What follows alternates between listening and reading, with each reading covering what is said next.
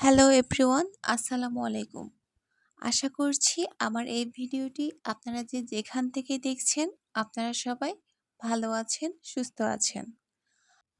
আজকে আমি আপনাদের সাথে ভর্তার রেসিপি শেয়ার করব। ভর্তা খাবারের একটি ধরন যা বাঙালির খাদ্যাভ্যাসের সঙ্গে ওতপ্রোতভাবে জড়িত।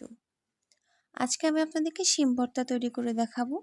এই রেসিপিটি আমি আমার নানুর কাছে শিখেছি। শিম ভর্তা তৈরি করার জন্য প্রথমে আমি নিয়েছি শিম। এখন আমি শিমগুলোকে ভালো করে কেটে নিচ্ছি। আপনারা ছবিতে দেখতে পাচ্ছেন আমি শিমগুলোকে কিভাবে কাটছি। শিমগুলো কাটা হয়ে এলে আমি এখন শিমগুলোকে আলাদা একটা পাত্রে নিয়ে সামান্য পরিমাণ পানি দিয়ে সেদ্ধ করব। শিম সেদ্ধ হতে হতে এবার আমি ভর্তার জন্য প্রয়োজন মতো পেঁয়াজ কুচি করে নিচ্ছি। আমি এখানে মাঝারি সাইজের 4টি ছোট পেঁয়াজ নিচ্ছি। পেঁয়াজ কাটা হয়ে গেলে এবার আমি নিব প্রয়োজন মতো কাঁচামরিচ। কাঁচামরিচের ব্যাপারটা আপনাদের পছন্দ মতো রাখবেন, কারণ কেউ অনেকে ঝাল বেশি পছন্দ করে, আবার অনেকে কম। পেঁয়াজ আর কাঁচামরিচের সাথে আমি নিয়েছি ধনেপাতা। আমার শিমগুলো সেদ্ধ হয়ে এসেছে। শিম সেদ্ধ হয়ে যাওয়ার পর শিমটা ঠান্ডা হলে আমি এটাকে ভালো করে কষলে নিব। এটা আপনারা হাতেও করতে পারেন কিংবা ব্লেন্ডারের সাহায্যেও করতে পারেন। তারপর একটি পাত্রে প্রয়োজন মতো তেল গরম করব। তেল গরম হয়ে এলে আমি আমার কেটে রাখা পেঁয়াজ আর কাঁচামরিচগুলো ভালো করে কষিয়ে নিব। তারপর দিচ্ছি প্রয়োজন মতো লবণ।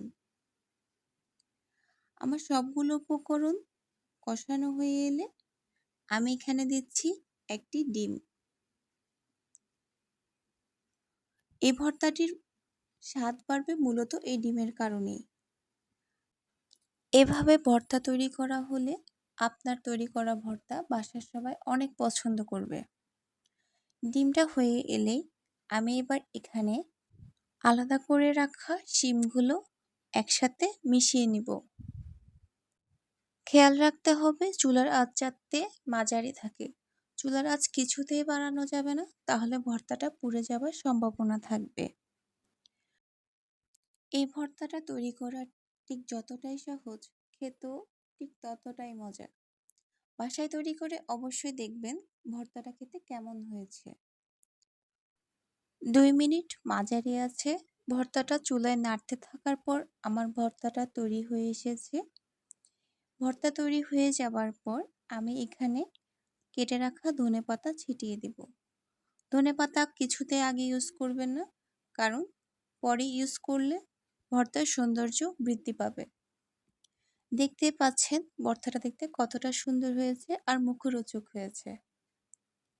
আমার ভর্তা তৈরি শেষ। এবার আমি গরম ভাতের সাথে পরিবেশন করলাম। আশা করছি এই রেসিপিটি আপনাদের সবার অনেক ভালো লাগবে। আজ এ পর্যন্তই। আল্লাহ হাফেজ।